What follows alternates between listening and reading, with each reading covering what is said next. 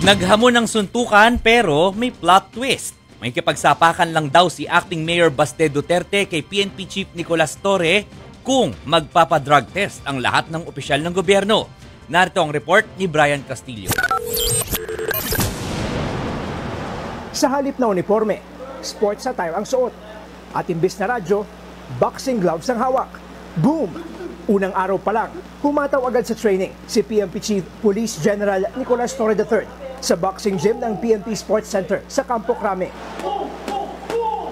6 na rounds ng technique, footwork at diskarte. Bakit kamo?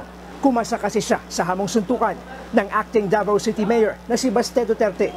Hindi ito typical showdown. Boxing match for a cause daw ito para sa mga biktima ng baha. Mahina na nga ako eh. I really need exercise kasi medyo puro lang jogging ang ating ginagawa. Yan eh, medyo hindi na masyadong ginagamitan ng talent yun eh. Takbo lang ng takbo eh. Sa kabilang panig, si Baste na siyang naghamon. Siyempre, game din daw. Pero biglang meron siyang kondisyon. Pati si Pangulong Bongbong Marcos nadamay.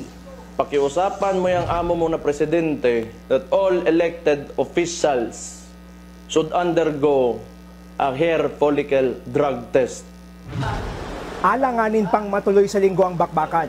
Ang sigurado, hindi na yan sa Araneta. May nakabook na kasi, pero di raw yan problema. May ring na sa Rizal Memorial Coliseum. May offer pa na ballroom mula sa sikat na casino hotel. May venue na. Meron din daw na referee.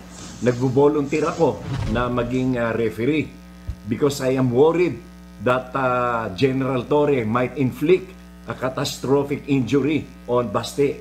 Dahil yan si General Torre, astig yan. Sabi nga ni Senator Ping Lacson, for the flood victims, let's do it. Nasa kanya na yun, whether he shows up or not. Kasi kung wala naman siya, mag-distribute na lang kami ng ayuda. Matutuloy, son. Ang Malacanang naman, ito lang ang mensahe. Kung matuloy man, good luck. Nagbabalita mula sa frontline. Brian Castillo, News 5.